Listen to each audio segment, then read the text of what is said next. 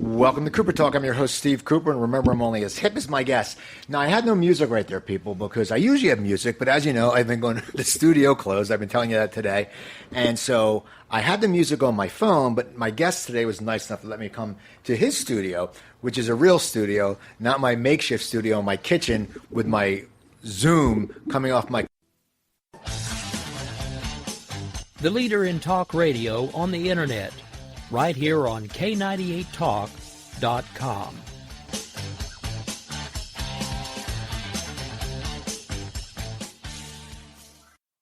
If you want to work until you keel over, have less of everything in retirement, or give back more of your hard-earned money to the stock market again, then just ignore me. But if you'd like to protect the money you save, receive a steady, predictable retirement income, and enjoy financial security for as long as you live, then listen to this. You can download a free report that reveals the wealth-building secrets Wall Street and the banks don't want you to know. You'll learn how you can get guaranteed growth, safety, and real prosperity without risking your money in the Wall Street casino, and how to get the money you need when you need it, simply by asking for it. This is the best way to have a 100% secure retirement, and know your money will last as long as you do. To learn more about this method, and to get your free report, go to 29security.com. That's the number 29security.com. 29security.com. Go to 29security.com.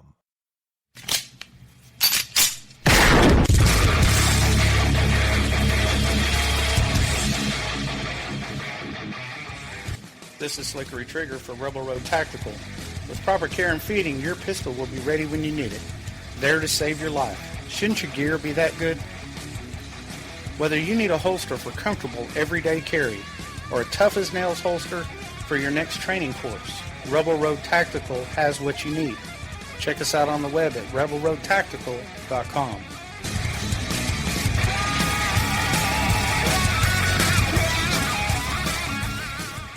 Tired of paying outrageous prices for Viagra? Well, we have great news for you. Now you can finally get Viagra at huge discounts. Healthy Man allows you to save up to $500 on Viagra. Why pay U.S. pharmacy prices of $15 per pill or more when you can get Viagra for less than $3 a pill? Call today and get 40 Viagra pills for only $99. This can cost as much as $600 at your local pharmacy. You can't afford not to call us. If you want Viagra at the lowest prices, never pay $15 a pill pharmacy prices again. Get Viagra for less than $3 a pill. Call 1-800-516-7602 today and save up to $500 and get 40 pills for just $99. Healthy Man is fast, easy, and affordable. Operators are waiting at 1-800-516-7602 to take your call right now. Call 1-800-516-7602. That's 1-800-516-7602. Again, 1-800-516-7602.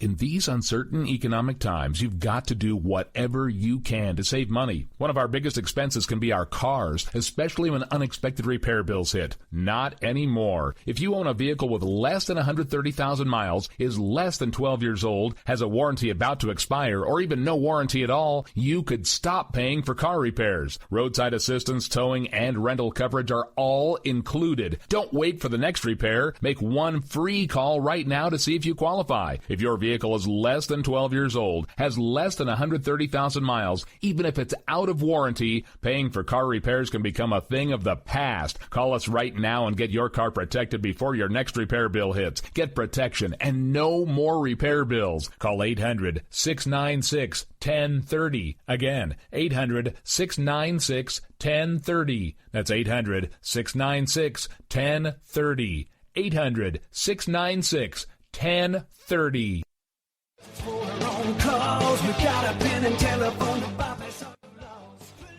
All right, folks, this is Rick Robinson with you. I want to tell you about some friends of mine from a company called Security Enforcement Specialists. When I ran my security agency for 12 years, I worked with one of these partners on a daily basis. He's been involved in this agency now, and with his other partner, they do have over 30 years of experience in the private security industry. If you own a business, and you need someone to keep you or your customers or residents safe, then I highly recommend contacting Security Enforcement Specialists today. Give them a call at 405-703-1796. Again, that's 405-703-1796. Again, tell them Rick from K98 Talk sent you. Like I said, if you need the help, they are here for you. So make sure that you go look them up, check them out, and see what they can do. Wrong way. Welcome to the place. Welcome. Joe had huge problems with the IRS. I knew it was coming. I hadn't filed taxes since 1990. All the IRS letters coming in added up to a nightmare. To get up to like $68,000, my heart started beating fast. It's like, there's no way, man. I mean, I ain't going to be able to do this. Then they stopped his paycheck. So that's when I started making phone calls and found U.S. Tax Shield. U.S. Tax Shield went to work immediately. They just took the bull by the horns. What blew my mind is he called the IRS right then and there. So why is U.S. Tax Shield A+ rated with the Better Business Bureau? Joe knows. They saved me a ridiculous amount of money. If you owe more than $10,000 to the IRS or state, choose the company Joe chose, U.S. Tax Shield. It was the best decision I made. U.S. Tax Shield is the way to go. Life is good. Thank you, Lord. Call 800-471-3287. U.S. Tax Shield. Boo-rah. Yes. 800-471-3287. 800-471-3287. The Internet will never be the same. You're listening to K98Talk.com. Good God, y'all. What is it good for? Absolutely. Computer, which gave great sound, but this is a real studio, and it's good. It was only 12 miles away from me, but of course I came up during rush hour, and people in LA, the 101, I swear to God, it wasn't as bad for me coming up, but going back the other way, it's just awful. So anyway, we have a great guest today, a gentleman who is, I guess you could say, is a legend. It's Greg Hetson. How you doing, Greg? I'm doing good. How you doing? Good, man. So you're sitting here, and I wore the Kings shirt, especially for you. Why, thanks. I appreciate that. This is my my bootleg Kings shirt because I went to the stadium. I went to the championship, the parade. Yeah. Years ago, and I saw this guy was selling it for like $6, and it spelled something wrong, but you had to do that. So yeah, because you sit there and you don't want to spend like $35 for a shirt, unless it's a really good shirt. Now I saw a picture of you on Facebook. I think you had the yellow jersey. Were you sporting a yellow? The purple and yellow. Yeah, Oh, yeah. yeah. I've got at least a half dozen Kings jerseys. So now you've always been into music. Have you always been into hockey? I got into hockey when I was about 10. Okay, So now as a kid, when did you become interested in guitar? And because I'm guessing you're around my age. You might be a little bit younger, or older. I don't know. I think how old are you? 54. Okay, I'm 52. So we're about the same. So now, when did you become into music, and what got you into music? Was your family musical, or? My dad was always into music. He was like a record collector, and he would always take me record shopping. So I kind of natural to go tag along and buy records. He was into mostly folk and classical opera show tunes, that kind of stuff. But he got me into the love of record collecting and just started listening to music, top 40 radio when I was a kid, AM radio. You know, it's amazing because I was the same way. I love getting albums, and it's just how it's changed, like how albums were so great. Like I still remember when I was a kid, I gave my buddy Elvis Costello Armed Forces for Christmas, and it came with that little 33 inside that was him live from Hollywood High. That's right. And when I moved out here, when I first lived, I lived like 3 blocks from Hollywood High, and I was like, holy crap. It's just weird to sit there, and it all came from a memory of an album.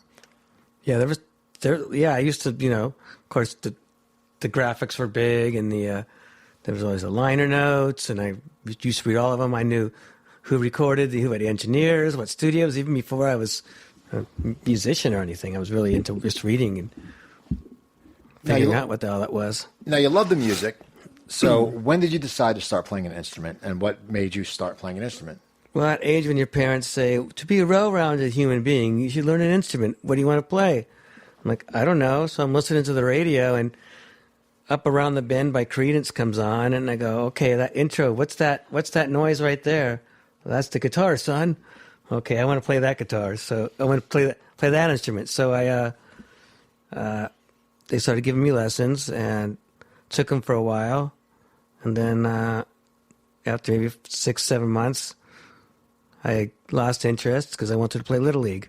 See, that's funny. It's when you're a kid, it's like that. It's like I tried. I took guitar lab. I took a guitar lesson, but I just sucked. So I love sports, but I was just awful. So I didn't start playing. But for you, so you lost interest. You loved baseball. So then what brought you back to guitar? Well, I sucked at baseball. Okay. I only lasted a couple of years. Every once in a while, I'd pick it up and strum a few chords. I learned enough to, play some open chords. And just in high school, everybody started picking up guitars again. My friends started playing, so I took the guitar from underneath my bed and started playing it again and took some more lessons and stuck with it. So I started really when I was 16. Probably took lessons at age 10, 11, around then. And then. So you start playing. Now, at what point do you decide this is going to be your life work? Oh, let me think. I guess maybe probably when the Circle Jerks formed.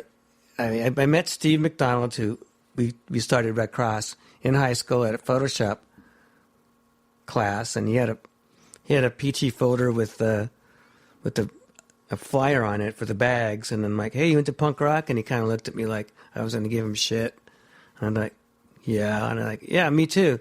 So we started talking. We started a band, in high school. But probably around 1980 when I just decided that, playing gigs is what I really wanted to do. I wanted to be a musician. Now, what got you into punk rock? Because punk rock wasn't everywhere back then. I mean, it's like, back in that, at that time, people were listening to Kansas Sticks. I mean, punk rock, in my area, punk rock really didn't hit. What sat there? Was it because it was the California scene, or what gravitated you towards the music? It was, I always wanted the heaviest guitar-laden music I could find. And, at the time, it was like, Judas Priest and early metal stuff like that. And I was really into Queen. But I don't know. I heard the Ramones, and there was just something about that was just so raw and accessible that I started exploring some of the other stuff. And then I saw some stuff on TV. Leon Russell had this TV show and would play cool bands, and not Leon Russell, Leon Redbone. It was Leon Redbone. He would play videos, and they showed the Clash playing at some gig in England. I'm like, people were pogoing, and it was crazy, and this is really cool. So I started getting into the punk rock thing. So then you started. Is that this music you decided you wanted to play? At that point, you said, okay, I'm going to play punk. And now, how did you go about that? Because once again, getting gigs and stuff, was the scene starting to grow here, or was there not much of a scene? There was a scene. The first punk gig I went to was in 1978, and it was the Dickies and Middle Class, and I was 17, I guess, at the time. Yeah, I was 17. I went and saw them, and then the first band was the Middle Class, and they were kids my age. And I'm like, okay, I could do this. This could be me up there. And it really, really, hit home where you didn't have to be a virtuoso. You didn't have to be Eddie Van Halen. Because back then it was like, everybody was a guitar hero, and you had to play a million notes and spit fire and all that kind of shit. Then I saw punk rock, and it was like, okay, this is real, and it's accessible, and looks like something I could do. Now, it was encouraging. See, that's cool. Now, when you got the band, your first band together, do you remember your first gig? I mean, because that's something that I used to do stand up comedy, and you always remember your first time on stage. Do you remember your first gig, and how did it go, and where was it? Our first gig was at a park called Pollywog Park in Manhattan Beach, and we found out that Black Flag lived somewhere in our area. I grew up in Hawthorne. They were from Hermosa Beach, so we tracked down where they were, befriended them. It's like, hey, we're young kids. Can you help us out with gigs and blah blah blah. And so they were doing this. They conned the city into letting them play at this park on a Sunday afternoon. So that was our first gig, and we went off okay. It was like, people picnicking and a few punks here and there. But when Black Flag came on and, full volume and just fucking nuts, it ended up being kind of a mini riot. People were throwing chicken and legs at them and beers and, beer bottles, beer cans. And it ended up getting shut down. So that was our first gig. And that was sometime in 1979. I have the flyer somewhere. You still the flyer? Yeah, it's. I have it framed. I'm pointing to my house. Okay. Inside my house, I'll show it to you after. That's so cool because I mean, and a review of the concert. And they review. No, where did it get reviewed? A paper? Yeah, the local paper in Hermosa. And what they say? Area. Did they say anything about you guys? Yeah, we were called the Tourists back then. Okay. Then we found out there was a band in England called the Tourists, so we changed to Red Cross. So now Red Cross starts. Now, do you start getting a lot of work with Red Cross? Are you playing gigs, or how did that build up? Yeah, we were one of the first bands that really had young kids in it. So it was kind of an easy selling point. Hey, we're a bunch of kids. Can you help us out? And a lot of bands would let us open up for them. We played a lot with Black Flag because we were from the same area, and we played with the Germs and Bags and Alley Cats. Some of those bands like that. Now, who was writing the music? We all were. The band, yeah. We were just writing our own stuff. We had a few covers, but mostly originals. And so you're doing this. Now, what happened to Red Cross? What happened is our drummer quit, who was Ron Reyes, who ended up being the second singer of Black Flag. This is a very incestuous South Bay punk scene. So a friend of mine said, I know this drummer, he's my brother, and he's really good. It was Lucky Lair. And his brother Chet, I was friends with, who's punk rock scene. He goes, my brother just moved back down here. He was going to college in Santa Cruz, blah, blah, blah. So we got him in Red Cross, and I didn't find out until literally like about 8 months ago why the band freaked out and didn't want him in the band. They thought he was too good of a musician, and they couldn't keep up with him. So he comes in and starts blazing his crazy drums, and they got intimidated. Our bass player was 12 at the time. Like here's this fucking 20-year-old kid who's fucking jazz trained. And so they got intimidated and made excuses why they didn't want to practice. And I just got fed up with it, so I quit the band. So you just found that out 8 months ago? Yeah. Now how did that come? I mean, that's a long ass time. How did that come up? I mean, what? Well, the reason their excuse was like, yeah, I'm sick. I don't want to play music anymore. I'm not really sure I want to be in a band. He wears a Devo bit button, and that's not cool. I don't know. I mean, it was all kinds of excuses why they didn't like the guy. So then you guys decide to form the Circle Jerks.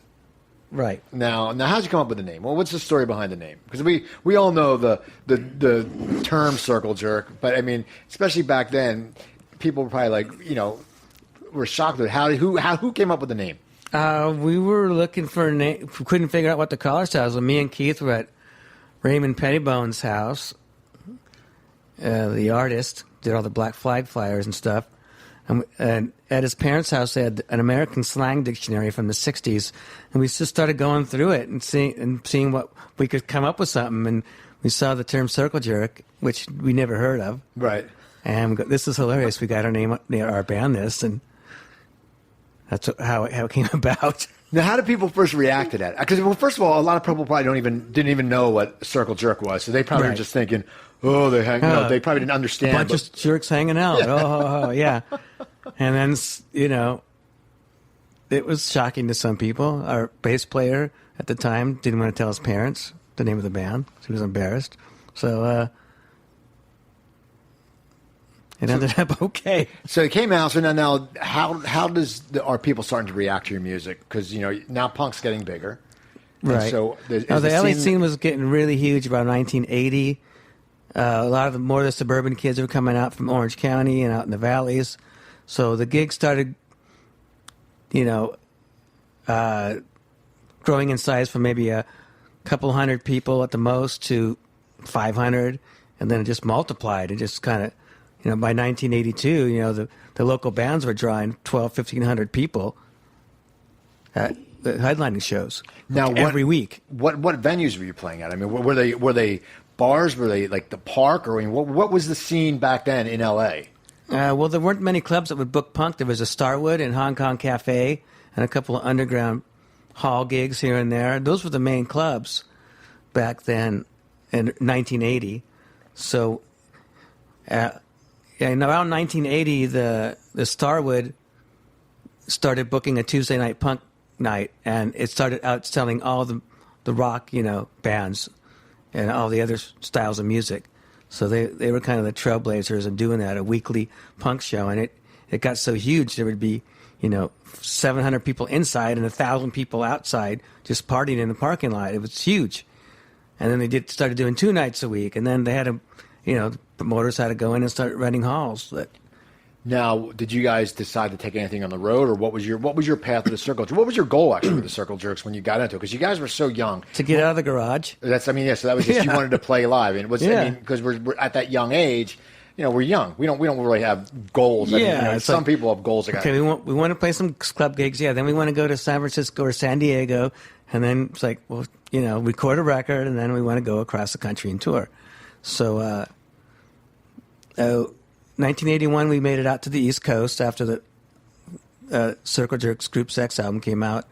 We did like 10 shows on the East Coast, and then 82, when our second album came out, we did a full U.S. 3 or 4 weeks U.S., which was quite challenging at the time. Were you guys in a van? What were you getting around in? In a van, yeah. Okay. So it wasn't like a big money tour. It wasn't like, oh, take this. It was you guys driving, and you had your gigs. What kind of places were you playing at when you go to different cities? We were playing anywhere from nice, clubs that could have been discos during, and any other night of the week to like really dingy basement bar types places like in Baltimore or, and there was this one place in North Carolina that was a house that was converted into a club called the Milestone. And like we looked at the roster of people playing there. It was like the Go-Go's came through there. Like everybody, if you weren't a metal band or rock band or anything else, everybody went through this circuit of clubs, and they were small. They were all local promoters, hardly any proper venues, but some of the major cities there was good places, Boston, New York, but other spots it was just. Now, was there a camaraderie amongst the bands, or was it like was there? Because once again, you're young, you're all trying to make a mark. Did a lot of the bands get along together? Man, and I know like Black Flag, and all, because you guys were the South Bay. That's right. Understandable. But once you get out there and started meeting other bands from different areas too, what was the relationships like between all you guys? No, it was tight because there weren't, there was only a handful of bands in every city you went to, so. You became friends and started networking. Obviously, there was no internet.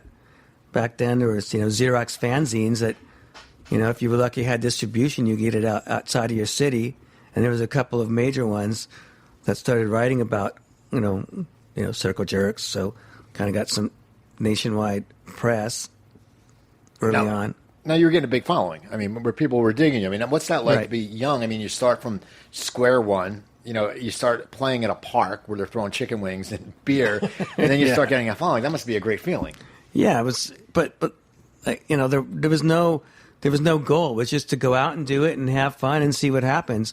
But thinking about making a living was kind of out of the question. It was just unheard of. It was punk rock making money. This is ridiculous. No fucking way. Right. Now as you were playing, did you feel like you were growing as a musician at all? Because, in the beginning, I mean, you said, you're just guys, you were getting unlucky was Chaz training, so you guys were like, oh, fuck him. Right. Did you feel as you guys were playing more shows, were you getting tighter as a band, and did you feel like your skills were growing where you started doing more things on stage?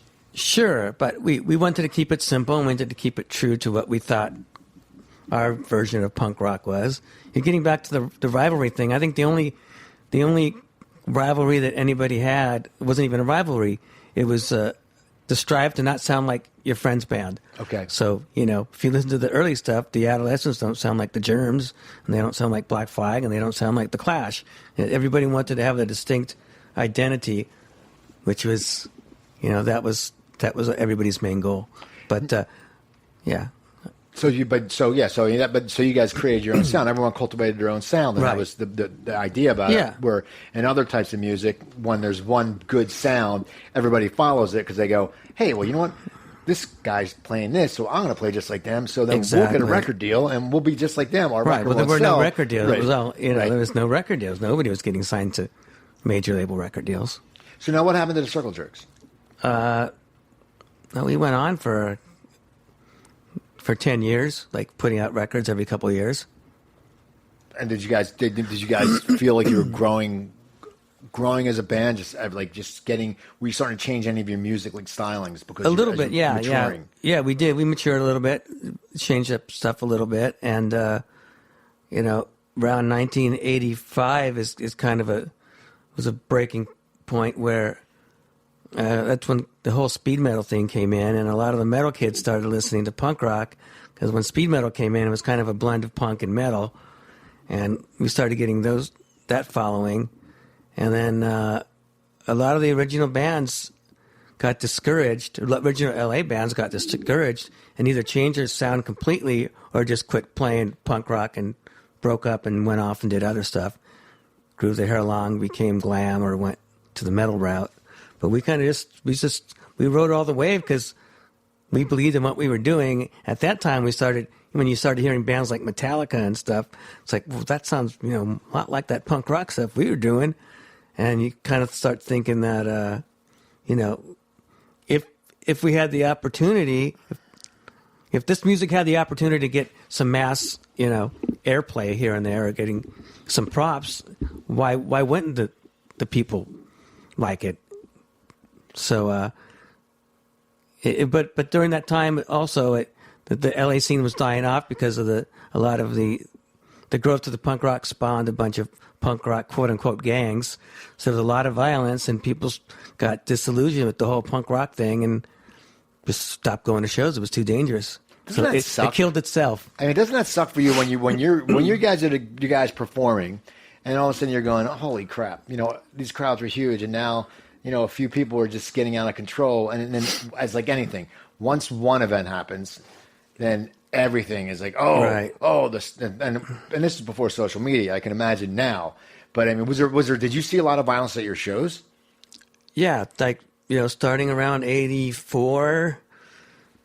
Maybe not till 85, really. And it just really started, venues were not booking punk anymore. It was a liability. It wasn't everybody having a good time. It was a bunch of meatheads that wanted to come in and use it for an excuse to beat each other up with some music in the background.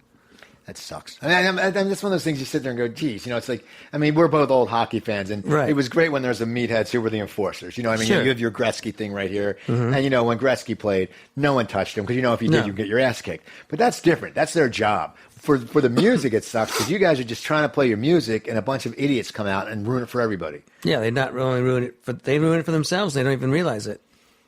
So now, how did you get involved with Bad Religion? I became friends with those guys probably around 1982, and everybody used to hang out at this hot dog stand called Okie Dogs. I know Okie Dog. You would go there late, and they would wrap everything in a tortilla. Yeah, and so they came up and go, "Hey, we have this. Here's our demo. Check it out." And they gave me a cassette of like one of their demos. I just became friends with the guys, and then years later, I ended up in the band. That's a short story. But years later, did you know this band would last for this long?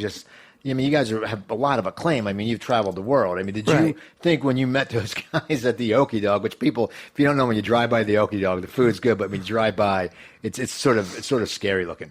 It's just right on the thing. But did you ever think that, this would, become such a long history of these guys? Because they had a cassette. That was it.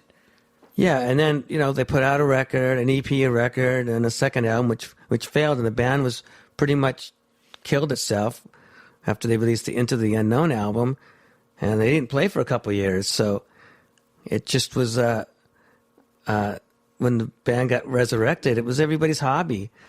So that was around 1984 is when I guess I joined the band, and they started playing again, playing punk rock style.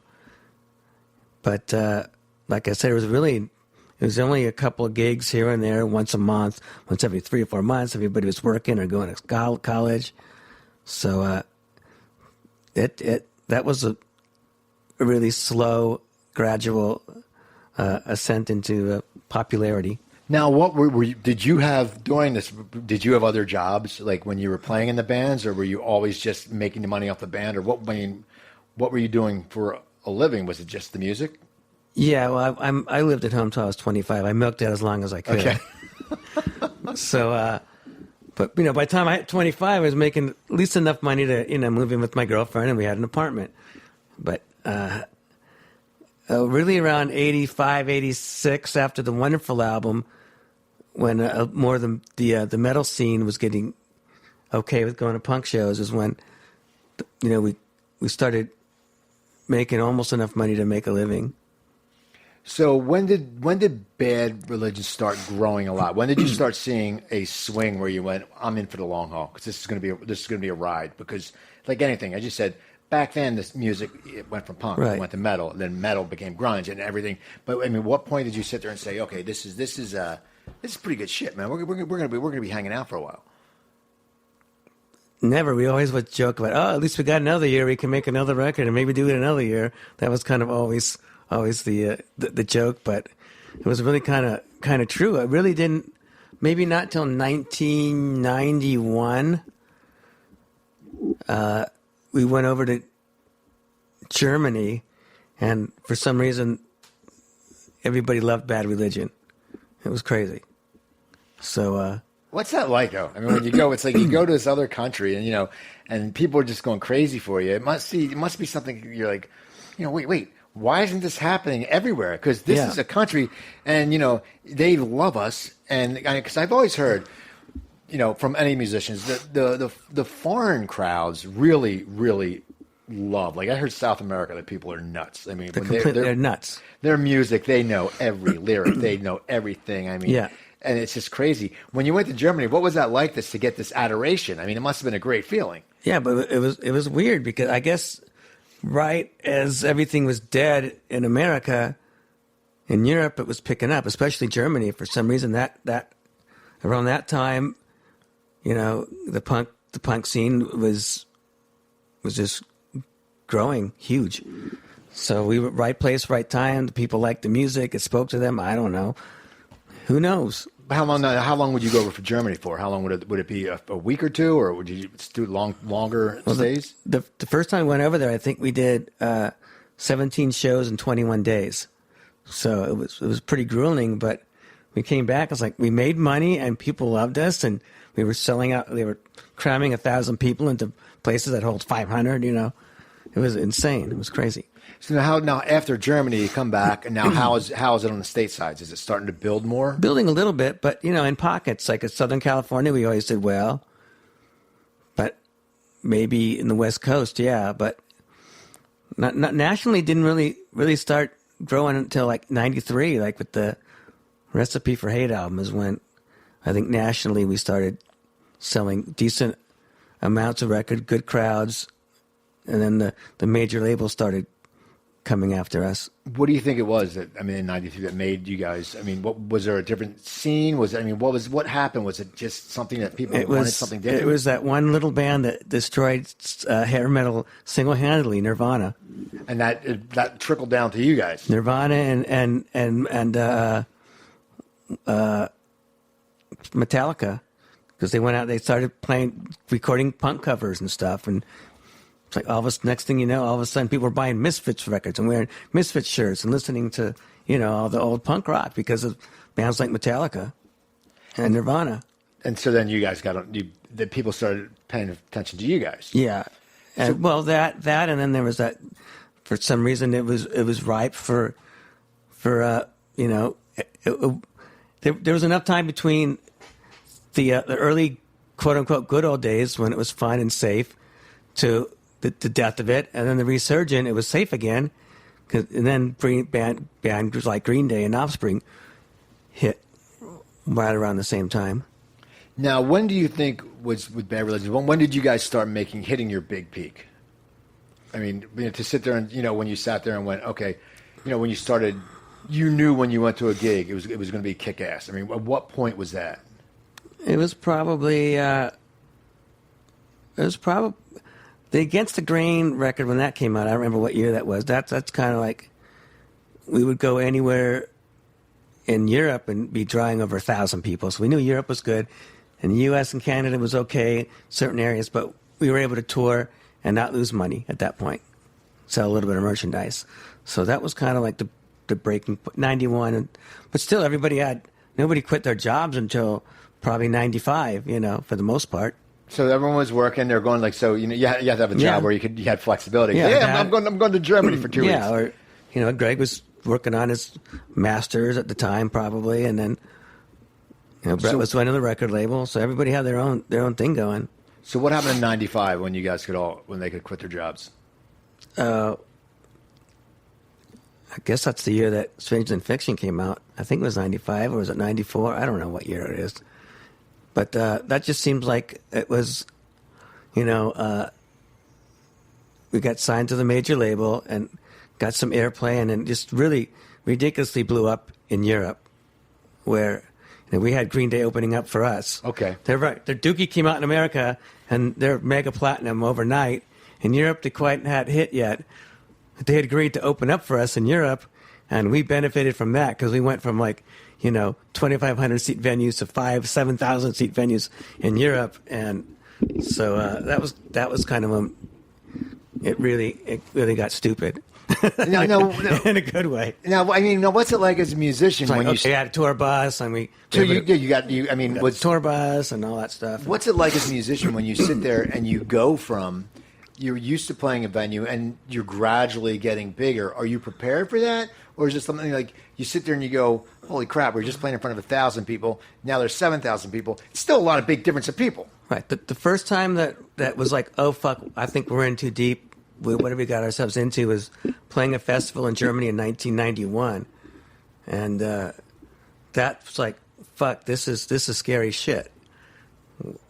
But it was so gradual, though. It was a natural progression, kind of. It wasn't like there was no overnight success, right? Oh yeah, But so we were able to keep grounded and able to not freak out with the 1 year you're playing to 200, then it was maybe 400, and then 8 years later you're playing in front of 2,500 people. But it was such a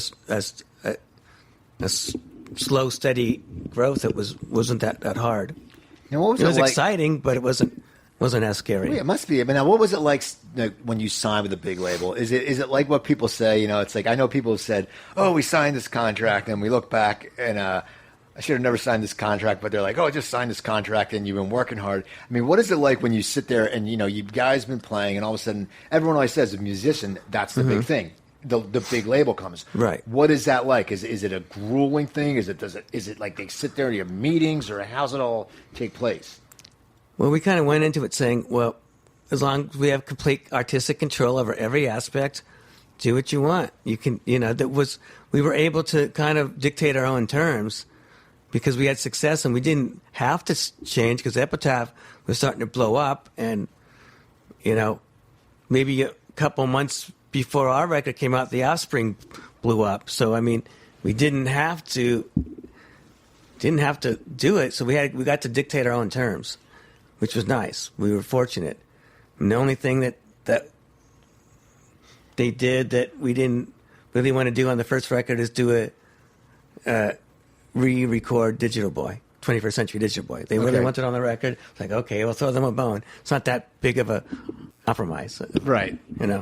So now I'm looking at this poster. You have some great artwork. Now Pearl Jam. Now, did you go on tour with them, or was that? What's this poster from? Because he has this cool Pearl Jam poster with Bad Religion. Yeah, 1995. Yeah. And so that was a big tour, or what happened with that? And that was well, Eddie Vedder, I guess, was a huge fan of ours, and we found out about that. He said he used to come to all of our shows, and we played down in. He grew up in San Diego area, in Tijuana. There was a club down there, and he would go there all the time. And he goes, I haven't snuck in once. I don't know if you remember me. We're like, yeah, sure, we remember you. Not. But he was hanging out backstage recording. He was a fan. So they invited us to go on this tour in '95 and open up, we're playing Soldier Field and, stadiums and shit. Now, what's that like? That's like, because you said, when you go, okay, you guys have been going gradual from, 500, 100. So it's been a slow, as you said, it wasn't overnight. So you guys were prepared.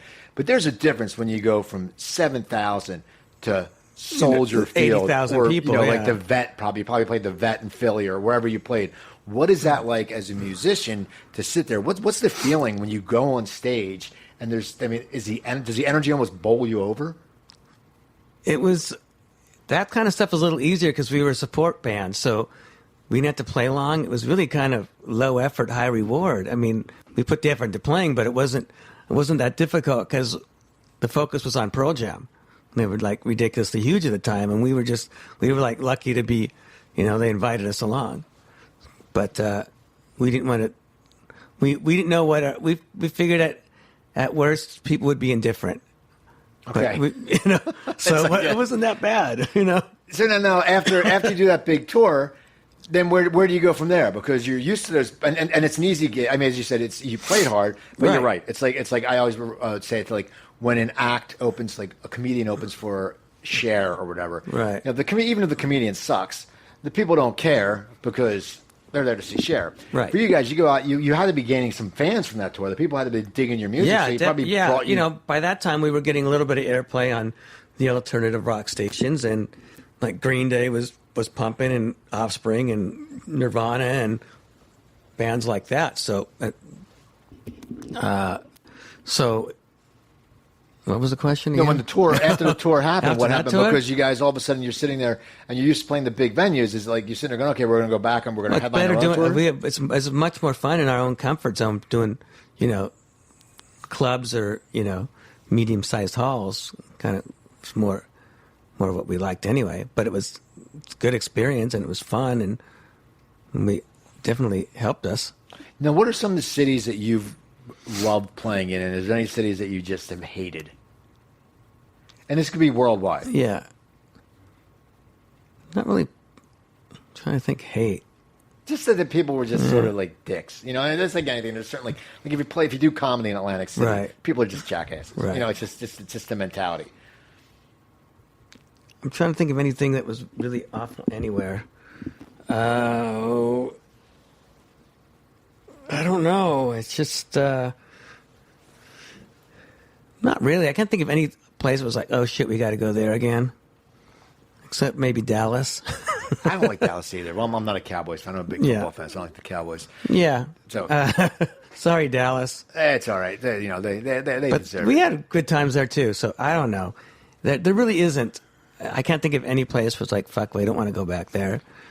There's certain venues that we hated playing that we got stuck playing all the time. Like what are some of them? I mean, it's like a venue that, and why would you hate a venue? Either the stage is cramped, or the sound was terrible, or it was just a bad vibe. There was some of those. So now, as you're going along, you started to do some side projects too when you were with Bad Religion. I did. Well, Tell me more about me than I know. No, well, you said Black President and stuff like that. Yeah, I've done a lot of stuff with other people. Yeah, I just like to play music, and if I'm sitting at home not doing anything, I kind of freak out inside my own head. So I want to always be doing something. Now, I saw you posted something on Facebook about the Ramones album. Did you see it at Amoeba, or where did you see that album? I was at Rhino Records when it was in Westwood, and I was living in Westwood at the time with my dad, and I walked in to go buy records like I usually do, because I lived down the street from there, and there was Johnny and Joey Ramone in there. And it was right when Road to Ruin came out. I'm like, well, fuck, I was going to buy this anyway, so I bought the record and had him sign it. So now, who are some of your other influences? I mean, the Ramones, of course, you love them. What are some of the bands like if you're going to hang out on a Friday night and listen to some music? Yeah. What are you going to play? Like, I mean, if you can sit there and say, okay, I'm going to listen to 3 albums, then I'm not saying just 3 albums. Well, like, what kind of music do you relax to? Pretty much all kinds of stuff. It could be some stuff that I grew up listening, top 40 cheesy pop music from the 60s, or I'll listen to Queen, or I'll put UFO on, or Stiff Little Fingers. I don't know. I just kind of, the whole... See, I go in moods. It's like, I'll sit there, I'll be in a mood sometimes. I'm like, I want to hear this. And then you sit there. Yeah. Like right now, I don't know why, when I hear Queen, except for Fat Bottom Girls, right. I turn the station. I don't know why, because I love Queen, but it's one of those things where I'm like, oh, there you go. Well, I'm pointing to the pictures I have of Brian May. I know, I did. I don't know where Freddie is. Did I put Freddie up yet? It's weird how we do that. We go into cycles where I'm like, but then Fat Bottom Girls, I don't know why that song just sticks with me. It reminds me of college, because I went to a college called Stockton, and we said Fat Bottom Girls made the Stockton world go round instead of Rockin' World go round, because we were so imaginative. So now, as you were touring, did you really dig the road, or did you start getting tired? I mean, were you guys doing grueling tours with Bad Religion? I mean, how long's the longest you went on the road? Probably 4 months. So what's that like? I mean, does it get exhausting, or The older you get, the harder it is. So we stopped touring at that long. After a while, you just couldn't do it that long. Mentally and physically, you just can't deal with it anymore. Well, we couldn't. I know I couldn't. So, back in the Circle Jerks day, we went out in a van in a U-Haul. This is a panel van with no windows, no air conditioning, and no seats, nothing. 2 seats, just some carpeting on the floor. And we'd go out for 3 months, come home for a month, and go out for another 4. It was, that 1983. It was easy to do that. 2003, 1997, got a little harder, Well, but also the how you travel. But our conditions got better, right? But your body just doesn't bounce back like it used to. It's crazy, you sit there. I mean, because when people don't understand when you guys. I mean, how long would your show be when you go play a concert? Hour and a half. And so, you're giving it all for that hour and a half. People right. don't understand that. They go, oh, they have an easy job. It's like, no, you guys are working your asses off. Yeah, but it's only an hour and a half. I mean, it's still, easier than some guy working construction on the freeway at night. I mean, come on. But it's that's still, hard work. Yeah, but you guys are still working hard for the fact that, and everyone says, in perspective, it's hard work. And it's not it's not the part on stage. That's why they call it show business. It's not the part on the stage that's grueling. It's the downtime and the travel, yeah. Now, what would you do on your downtime? What was some of the hobbies you had? Because, you got to, or when you're in a tour bus. I mean, what goes on in a tour bus? You guys, everyone says, oh, the tour bus. But what I've gotten is as people get older, a lot of people sleep on the tour bus. They eat on the tour bus. What would you do? What would you do on the tour bus? Were you a reader, or what would you do? Yeah, I did a lot of reading. Listened to music and read. Once satellite dishes came into tour buses, watched a lot of sports and TV. We do movies every night. Someone would pick a movie, and we have I think most bands have this where they have at least 10 or 12 movies that are always on rotation. You got to have on every tour bus, on every tour, What were some of your movies? And what were some of your personal movies that you would say, I want this movie? Glengarry Glen Ross. Great movie. What's that one? What's that bowling movie? Kingpin, stuff like that. That's a funny movie. Funny stuff and some heavier stuff. Of course, The Godfather would always be on there, and we had Caddyshacks and that kind of stuff. Now, I want to talk about the Kings because you're the band or the team. Okay. Yeah. No. You said you started liking the Kings when you were 10. Yeah. And now it's funny because I know when I lived out here a few years back, I would go to this bar in Burbank. I live in Burbank, and I would say, "Hey, can you put a hockey game on?"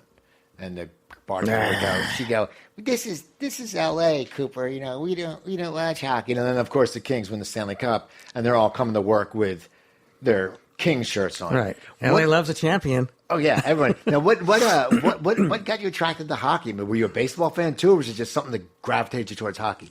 I liked baseball, and but I guess I went to go public skating one day. My mom took me to the rink, and there was no public skating because the kids were playing hockey. They're having hockey practice, and they said, "Hey, do you want to try this out? Here's some equipment. We can get on the ice at least." So I gave that a shot, and I thought it was really cool. Sticks, ice, fast, puck. It was weird. It was different. Nobody was into it, so it kind of suited my personality, being something different. So I tried it out and was going to play hockey, and then I sat out the first couple games to watch, and then I saw some kid get hit in the face with a puck, blood everywhere, and it's like, okay, not for me. But I was hooked on hockey ever since. Now, do the Kings? Have you gotten to know any Kings? Like, have the Kings, any of the players been fans of your music, or do they know that you're a big fan? Yeah, the only one that I was ever friends with was a big fan was Felix Potvin when he was playing goalie for the Kings. Yeah, and he was a fan of your music. Yeah, he loved the punk rock. I met him when he was playing with Toronto. He came to one of our shows, a Bad Religion show in Toronto. So you met him. And then did he come after and say, "I play hockey," and then somebody said, "Oh, there's some dude from the Maple Leafs here." I'm like, "What?" And then one time on Warped Tour, Jose Theodore, another goalie and Quebecois, for some reason they love their punk rock in Quebec. That's good. So though. anyway, and he came up and sang Wild in the Streets, and he was like a rookie. And he just ended his rookie season. He was a backup. Oh, that guy's a goalie for the Canadians. We're like, what? Now, do people come up with stage letterman? Why'd you let them? I mean, as a band, because you always hear like punk bands, people jump up on stage. Yeah. Has there any time you've been like, what the fuck is going on here? There's too many people coming up, or is it always? Do you always feel like it's contained because you know what's going on? Well, it's contained now because of barricades, security, Right. and lawsuits and insurance. But back in my day, Sonny, I mean, you had to be on your toes because you never knew when you were going to get a straight elbow to the nose and get a bloody nose, or get knocked over or pulled into the crowd, or That must equipment have- knocked over. It got ridiculous after a while. Where there's a pit on the stage and I'm standing behind my amp for the whole thing, and they can't clear off the stage, and it's like, this is kind of a bummer. It's all I can do is stand there and really, really sit down and play. And it's just, I don't want to be like, I want to go out there and jump around and have fun instead of having to hide behind my equipment. Now, do you and the Circle Jerk still play gigs? We haven't played in about 5 or 6 years, or maybe longer. And it's just, is there any reason, or it's just you guys have different schedules, or you There was some scheduling, there was some personality conflicts, but we're working it out. So I mean, they're who you start out with. You probably want to get back and play again. yeah, it'll be fun to do it again. Yeah. Now with Bad Religion, you left. You decided you were done. Oh, they kicked me out of the band. No, why is that? Well, what happened? The short story is, I had a problem with some pills. Got addicted to some prescription medicines and stuff. So the band came to me and go, you got to can you get yourself straight? Get yourself together. When you're, go do the rehab thing. Get some time behind. You can come back. Well, they kicked me out anyway. Okay, So that's a short story. that sucks. But now you do. I'm still sober. Yeah, well, Got that's that good. going for That's me. a good thing. 3 years later. what was it? The band kicking you out that was your defining point to go to rehab, or did you just say I had to at go? that point I was quote unquote suspended. Okay. But then a couple members said, "Well, we don't want him back," and there was big debate, I guess, between the other guys. And to make a long story short, eventually I was told that I wouldn't be coming back. But then you went to rehab to get yourself. No, this was 6 months after I've already been. Okay. I've had 6-9 months sobriety, thinking that I was going to end up back in the band. Now you started a podcast. What made you decide to do a podcast? My friend said, "Hey, a friend of mine's got the station on this radio network. It could be cool. Check it out." And then I started looking at it. It's like, oh, this is like kind of a real network. This will be fun. I've always kind of wanted to do a radio show. So we're kind of just Winging it. just winging it. So what's your show called? It's called Hetson's House. Okay, now what do you do on your show? Right now I just do interviews and play music, but eventually, now that I got my studio back up and running, I want to do like bands come over, play a few songs, and interview them here. Just hang out in my house, relax, play some music in the living room, record them, and then do that. Now, how do you find the bands? Is it bands that do people solicit to you, or is it people that you sit there and go, you know what, I want these guys to come over because I like their music? I mean, I know. Do you actively A combination? Go out? Okay. Yeah, I have some people like managers that I know. Hey, can you do me a bro deal? I got this guy coming in over from Israel, or I had some friends from Brazil. I wanted to give them some exposure. I had them come over to do some interviews with them. So now, people who love punk, do they recognize you a lot? And what's it like for you? Because you have the glasses, you're a bald guy like me. We got the good look. Face we're it, looking good. We're the look of fucking great. we're the look of the 2015. Yeah. Do you get recognized a lot? And what's that like when you get recognized? Is it sometimes a little bit odd, or is it sometimes, or do you ever get good hookups? Like you ever get a flight bumped up or anything? There's some perks every once in a while like that, or you get, a free dessert. Right. On your birthday. Yeah. Thanks, man. Yeah, every once in a while, it's kind of cool to have those perks. But most people are really cool. Like, hey, you're a big fan, blah blah blah. Can I get my picture taken with you? When it's just part of the. I'll tell you a story on my how I like to deal with fans. When I was a kid, me and my friend went to go to an in-store for 999, the English punk band. So we went to Tower Records, and we had these bootleg 999 buttons. And the guys met, oh my God, that's so cool. Where'd you get those buttons?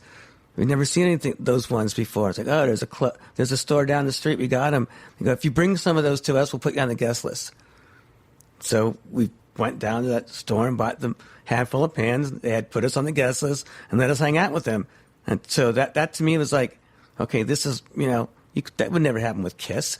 Go to a Kiss in-store, and next thing you know, hey, come to the show later. We'll put you on the list and hang out with us. Be our buddy.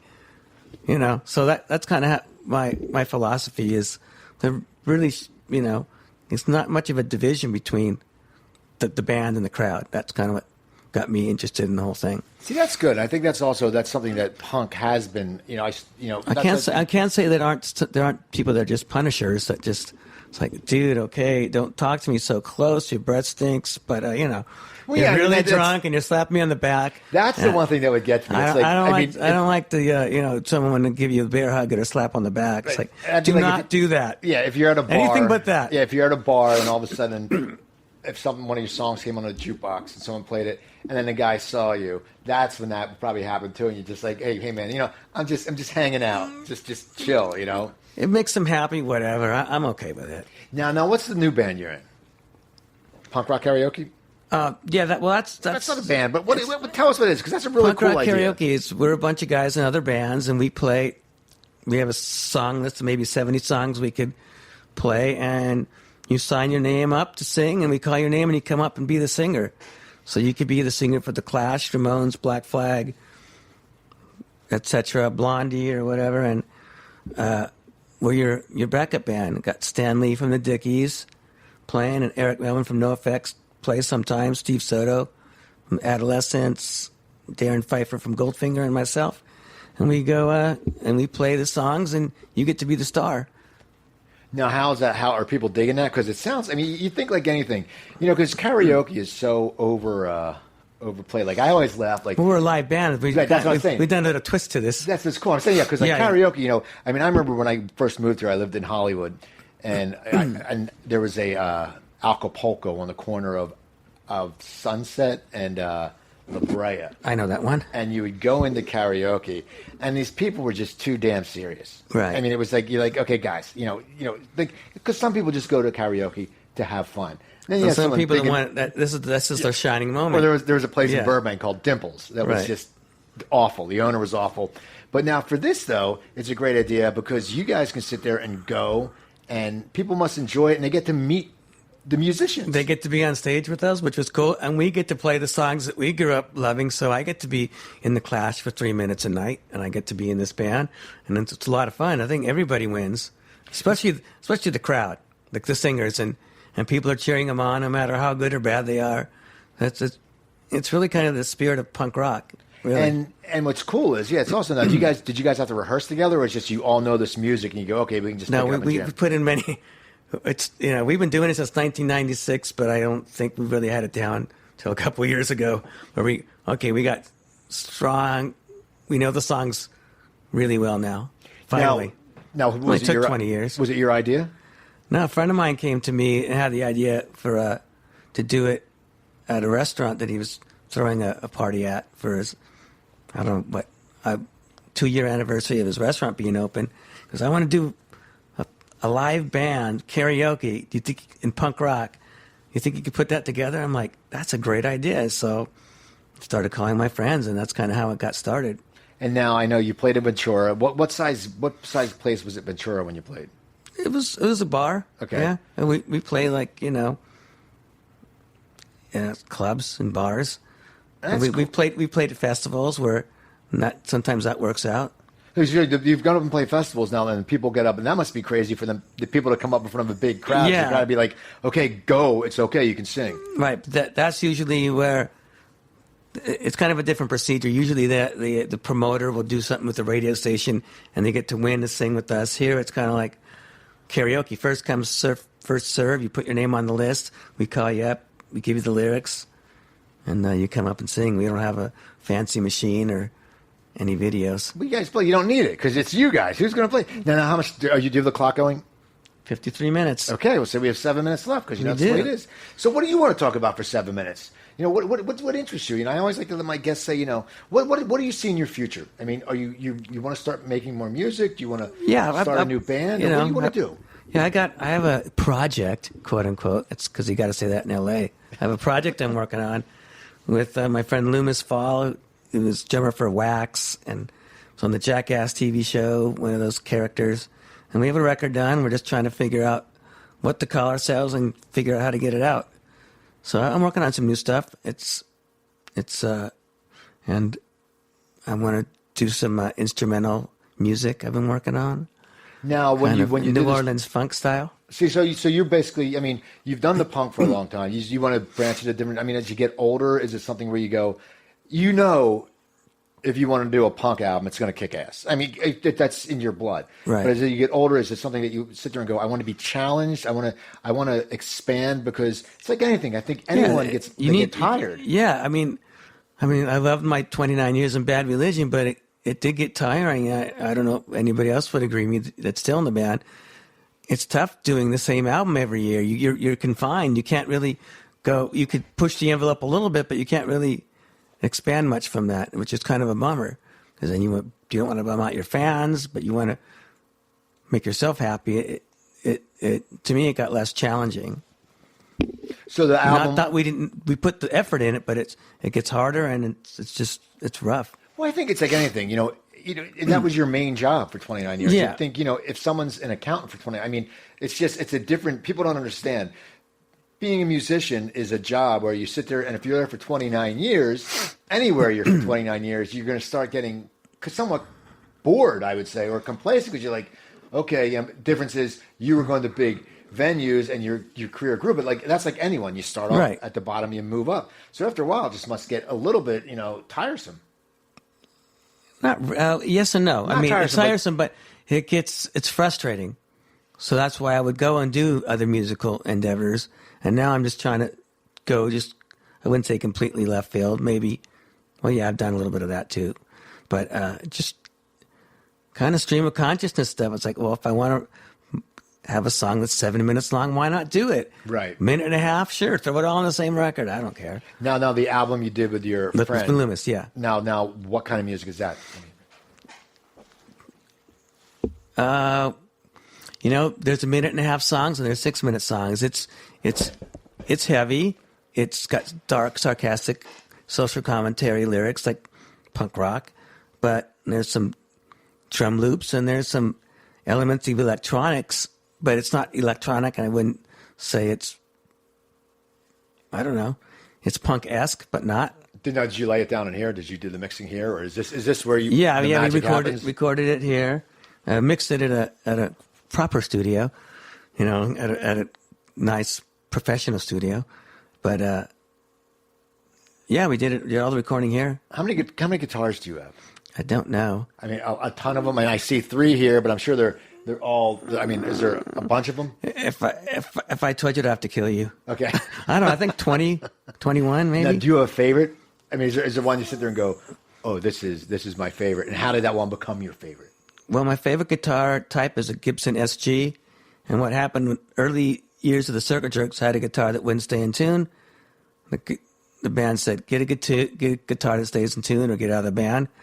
So a friend of mine who happened to be Jeffrey Lee Pierce from the Gun Club was selling an SG. It stayed in tune. I thought it looked cool. Had a bitch and tail piece, so that's kind of my main thing. And you still have it? I don't have that one. That one broke. Okay, so that must have sucked. Your first guitar broke. I must be like one of those. That'd be like, because you have the my Flyer. First guitar that stayed in tune broke, but I replaced it with another one just like it, and that one broke. So I've gone through a few, but I've had the same couple for 20 plus years. And how about the picks? You go through a lot of picks. Like with band, how many? Like when you play a concert, how many picks will you go through a night? Yeah, I'm weird. If I don't have this right feel with the pick, luckily I get them for free now, but I didn't quite do this much when we first started. I go through like 20. Damn. They don't wear out. If it's a weird feel, if it's not that perfect feel, it's like, I need another one. It's a neurotic thing. I want to thank you for letting me come up here and record this. No problem. It was a weird a weird scenario going, and then Lucky hit you up, and it was all good. worked out. And it was good because this is a cool place, and your dog's great. The Thank both dogs. you. The one looked at me a little bit, but Smushy is that his name? Squishy. Squishy was cool. So yeah, anyway, well, Kobe's like 17. She's Okay. and deaf, and so she's the now wonder dog. You're on Twitter? I'm on Twitter, Greg Hetson, Facebook, Hetson's House, Instagram, Greg Hetson, and Punk Rock Karaoke. Come check that out, and you'll be hearing more about the other stuff. The radio show, Hetson's House on Dash Radio Network, Host Anarchy Channel. Check it out, people. Also, follow him Saturdays, Saturdays 2 a.m. Pacific, and Thursdays 7 p.m. Pacific. Okay, well, guys, you got to listen, okay? And follow me on Twitter. It's at Cooper Talk. That's at Cooper Talk. Also, go to my website, coopertalk.net. Actually, when I get home, I'm going to put episode 501 up. So it's a lot of episodes I have. So if you go to, or you can email me also at coopertalk.net. I'll get back to you. Now that I'm going to be Skyping out of my house, I can get a lot more guests. I have some Philly musicians, some New York actors getting on, because it makes it a lot easier. Can you get Hall & Oates? I would love to get Hall & Oates, but they'd be hard. I'd like to go to have Hall & Oates in my house. Yeah. And so people, keep doing that. Instagram is Cooper Talk 1. And this is no lie, Words with Friends. I love that game. This was great. I had a great time. Cooper Talk 1, do that. So please, keep listening to me. I'm Steve Cooper. I'm only as hip as my guests. Don't forget, drink your water, eat your vegetables, take your vitamins, and I will talk to you guys next week. Have a wonderful and safe weekend. Great. Cool. Fast. Yeah, it's an hour. How do we turn this off?